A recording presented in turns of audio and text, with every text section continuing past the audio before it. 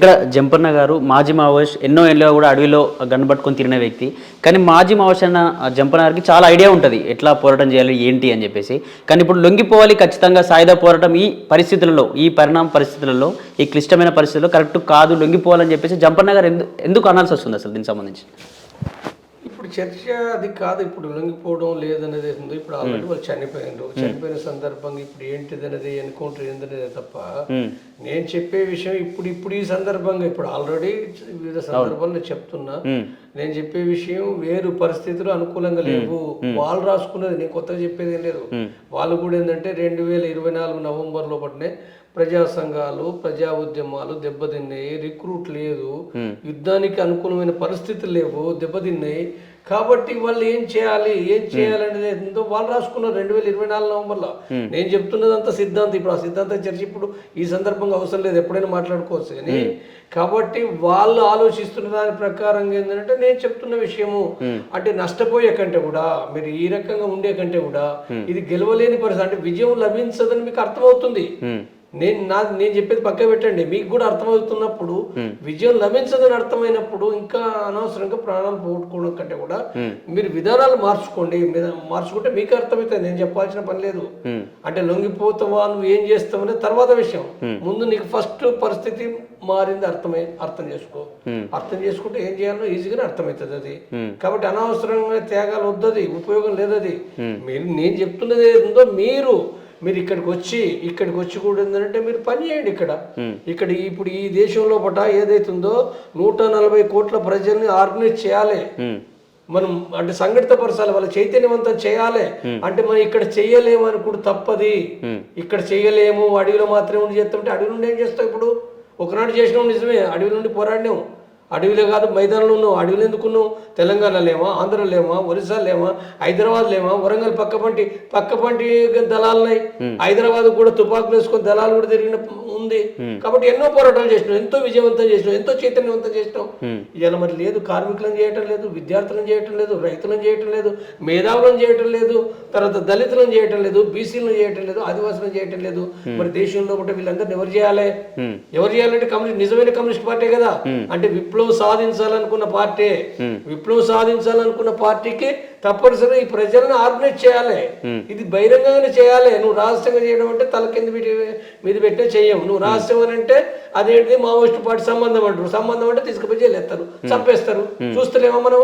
ఇప్పుడు ఇక్కడ గతంలో ఒక రాడికల్ విద్యార్థి సంఘం, ఒక రైతు కూలి సంఘం, ఒక మహిళా సిఎంఎస్ సంఘం, లేకపోతే అనేక సంఘాలు కూడా 20 ఏళ్ల కింద నిషేధించారు కదా నీ సంఘాలు. ఇప్పుడు ఇక్కడేమన్నా ఒక్క సంఘం అని ఉందా?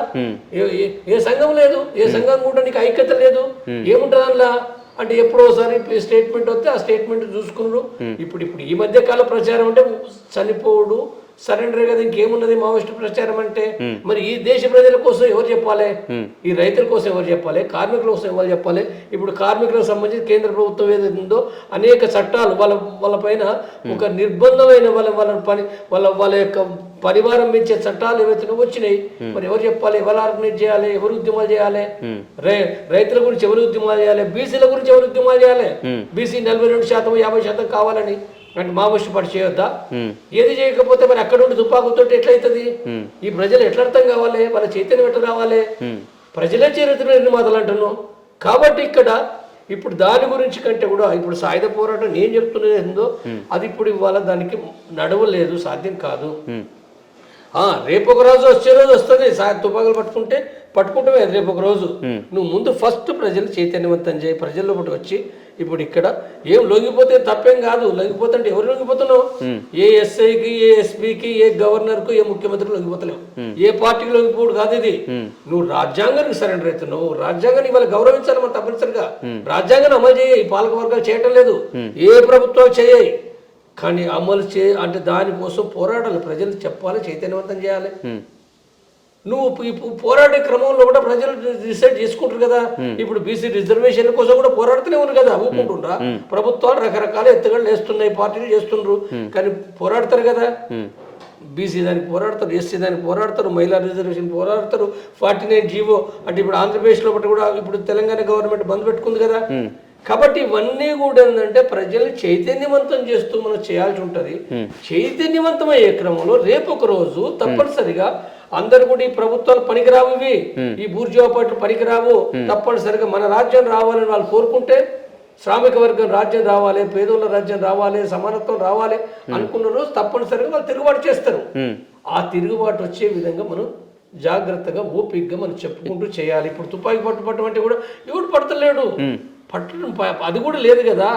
నిజం చూసినాం కదా, ఒకనాడు కొంత పట్టిరు, ఇప్పుడైతే ఎవరు పడతలేరు.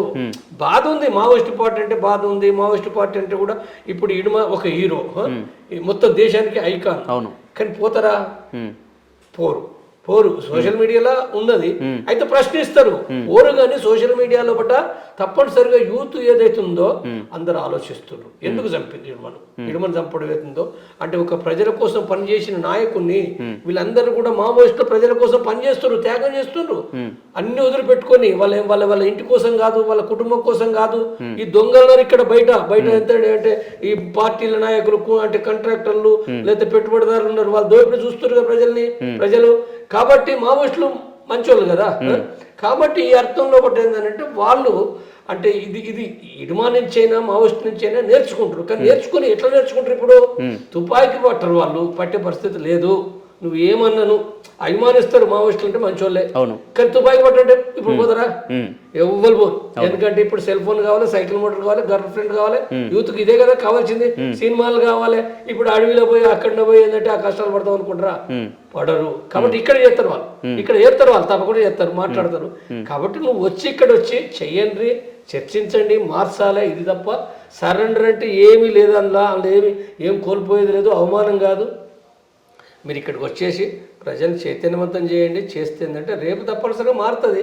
అందుకోసమే విజ్ఞప్తి చేస్తున్న వాళ్ళకు, నేనేమి నాకు వాళ్ళకి శత్రుత్వం లేదు, వాళ్ళ నా మిత్రులే, వాళ్ళ మిత్రులు కాబట్టి నేను చెప్తాను. వాళ్ళకు శత్రువులు అయితే ఎందుకు చెప్తాను? నేను మిత్రులు కాబట్టి. మిత్రులు మారితే అంటే నా ప్రయోజనం ఏంది? నాకు ప్రయోజనం ఉంది కదా, ఈ సమాజం మారాలనే ప్రయోజనం అది. ఈ సమాజం మారాలనంటే మరి మంచోళ్ళందరూ కలిసి చేతనే అవుతుంది కదా. నేను కోరుకుంటున్నా, అది వాళ్ళ ఇష్టం, వాళ్ళు అనేది అది వాళ్ళ ఇష్టము.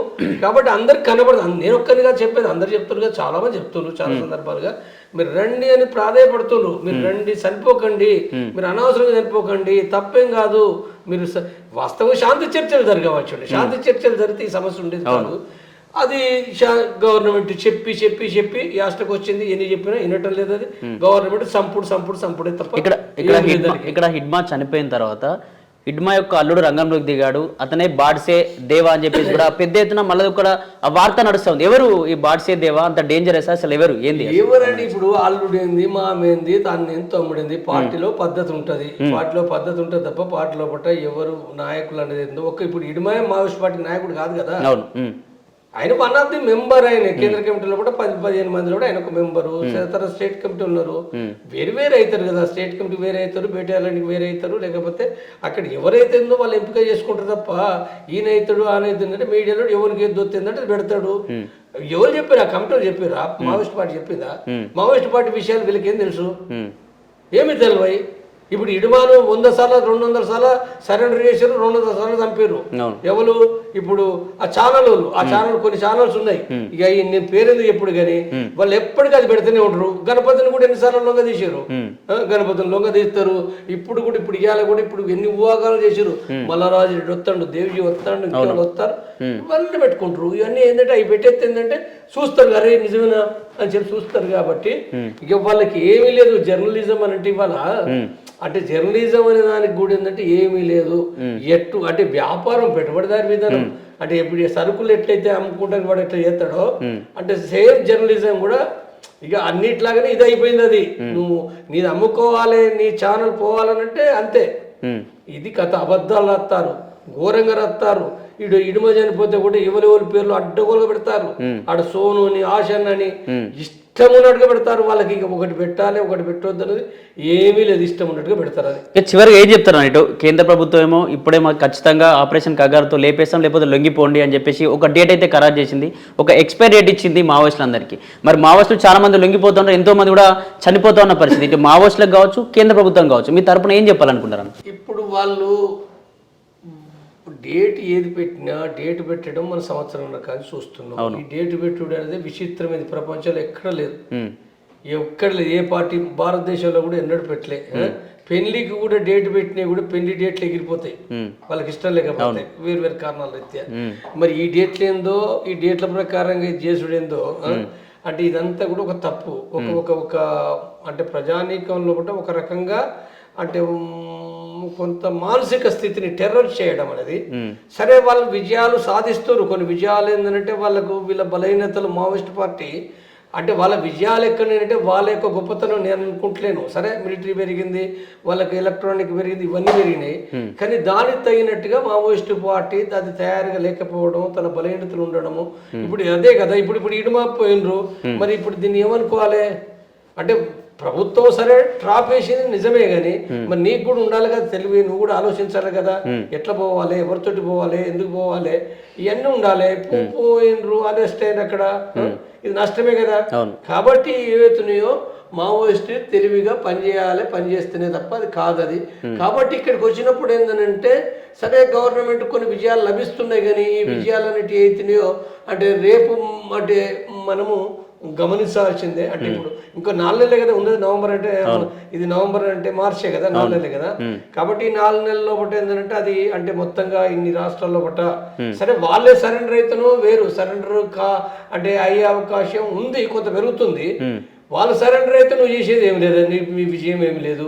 ఇప్పుడు ఇడుమది కూడా నీది విజయమా ఏమన్నా? విజయం అని చెప్పి పెద్దదైతున్నావు, పట్టుకొని చంపినావు, పట్టుకొని అంటే ఇన్ఫార్మల్ అంటే అది కూడా ఈ విజయం అంటే విజయం అంటే అనుకోవచ్చు. కానీ ఆయన యుద్ధంలో కూడా నువ్వు గెలవలే, ఆయనతో పోరాడి గెలవలేదు నువ్వు, కాబట్టి పట్టుకొని చంపినావు. ఇప్పుడు సరెండర్ అయినా అనుకో, సరెండర్ అనేది కూడా నువ్వు విజయం చెప్పుకోవచ్చు. కానీ కాబట్టి ఇక్కడ ఏదైతే ఉందో వాళ్ళు ఒకవేళ సరెండర్ అయితే అది వేరు, సరెండర్ కాలేదనుకో అంటే అందరూ కూడా కారు కదా. కాబట్టి మొత్తంగానే నిర్మూలిస్తారని నేనైతే అనుకోవడం లేదు, నేనే కదా వాళ్ళ పార్టీ కూడా అనుకోవడం లేదు, ప్రజలు కూడా ఇవ్వాలనుకోరు. కాబట్టి ఏంటంటే ఇది చూద్దాం, ఎంత ఇంకా 4 నెలలే కదా ఉన్నది.